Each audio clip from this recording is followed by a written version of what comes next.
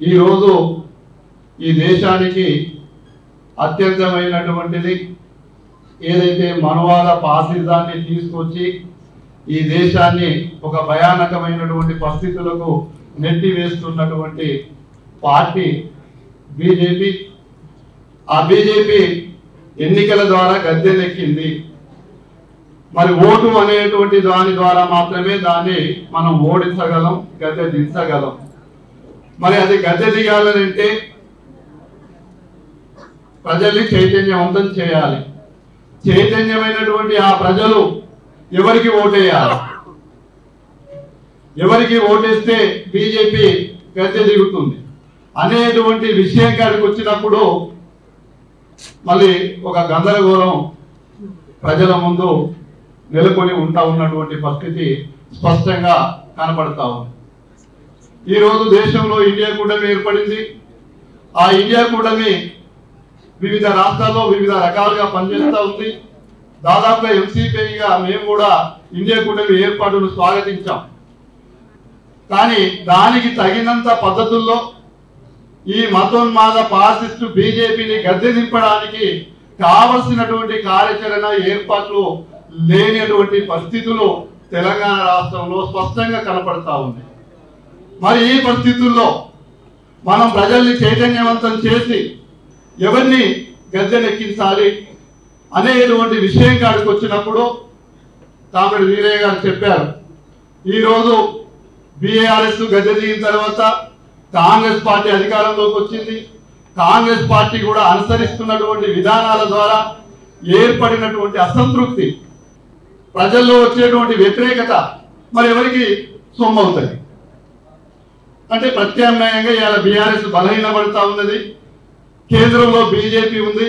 BJP పాలన తెలంగాణ ప్రజలు చూడలేదు కాబట్టి కొత్త బుచ్చగాడు కొత్తెరగడు అన్నట్టు మళ్ళా బీజేపీ వైపు ఆ యొక్క ఓటు వెళ్ళేటువంటి పరిస్థితి ఉందా లేదా అనేది మనం ఆలోచించాల్సినటువంటి అవసరం ఎంతైనా ఉంది. అంటే ప్రజల్ని చైతన్యవంతం చేసి కూర్చోవడమే మనమంతా, లేకపోతే చైతన్యవంతమైనటువంటి ఓ ప్రజలారా ఇగో మేము ఈ ప్రత్యామ్నాయ యొక్క కార్యక్రమాన్ని మీ ముందు వెళ్తా ఉన్నాం, మీరు ఆలోచించి మీ విచక్షణతోటి ఈ ఓటును ఈ యొక్క బూర్జువా మతోన్మాద పాలక వర్గ నియంతృత్వ పార్టీలకు వ్యతిరేకంగా ఇగో మేము ప్రత్యామ్నాయంగా నిలబడ్డాం, మీ ఓటు మాకు వేయండి అని చెప్పి మనం ఏమన్నా ప్రత్యామ్నాయాన్ని చూపించేది ఉందా లేదా అనేటువంటిది మనం ఆలోచించాల్సినటువంటి అవసరం ఎంతైనా ఉంది. మన కాంగ్రెస్ మాట్లాడుతున్నప్పుడు స్పష్టంగా చెప్పారు బలహీనపడ్డామని. వాస్తవంగా కాంగ్రెస్ ఎర్రజెండా బలహీన పడలేదు. మనం ఇక్కడ ఉన్న వాళ్ళం CPI, CPM, MCPI, mass live, New Democracy, ఇంకా ఫార్వర్డ్ బ్లాక్, ఆర్ఎస్పీ, ఇంకా ఇక్కడికి రానటువంటి పార్టీలు బాహ్య ప్రపంచంలో ఉన్నాయి.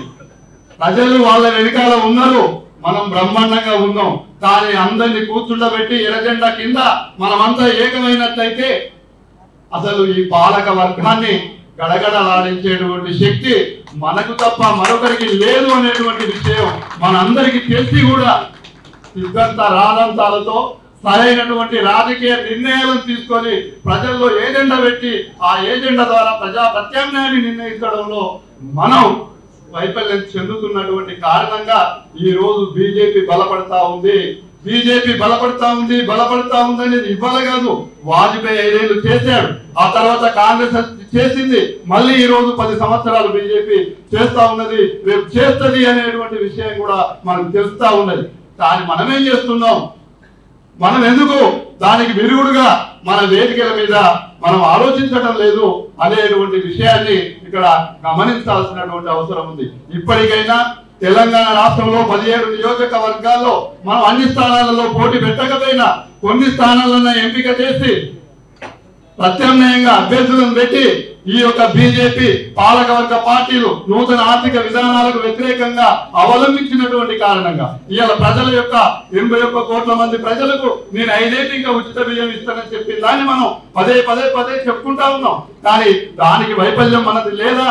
మనం కారణం కాదా అనేటువంటి విషయాన్ని కూడా ఇక్కడ మన వైపు నుంచి కూడా ఆత్మవిమర్శ చేసుకుంటే ప్రజలకు ప్రత్యామ్నాయం చూపించేది కూడా మనమే అనేటువంటి విషయాన్ని కూడా మనం గమనించుకున్నట్లయితే తప్పనిసరి ఈ పార్లమెంట్ ఎన్నికల్లోనైనా ఒక్కొక్క పార్టీకి ఒక్కొక్క ప్రాంతంలో బేస్ ఉంది.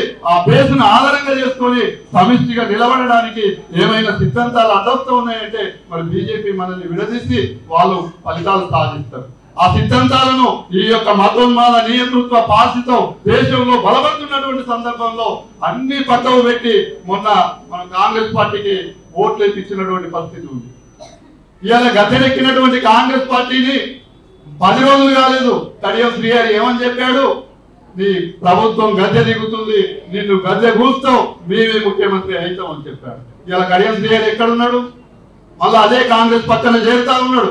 మళ్ళీ కాంగ్రెస్ పార్టీ ఏ రాజకీయ విలువల్ని గమనిస్తున్నది, ఏ రాజకీయ విలువలకు కట్టుబడి ఉంటున్నది? మరి అలాంటి కాంగ్రెస్ పార్టీ రేపు రాష్ట్రానికి ప్రత్యామ్నాయం అవుతుందా? కాబట్టి ఈ విషయాలన్నింటినీ కూడా దయచేసి వేదిక మీద ఉన్నటువంటి నాయకత్వం వాళ్ళ వేదికల మీద చర్చించి ఒక ప్రత్యామ్నాయాన్ని ఈ యొక్క 15 రోజుల్లో ఇచ్చే ముందు ఒక సరైనటువంటి నిర్ణయంతో మనం ప్రజల్లోకి వెళ్తే ప్రజలు మనల్ని ఆదరించడానికి గౌరవించడానికి వీలుంటుంది.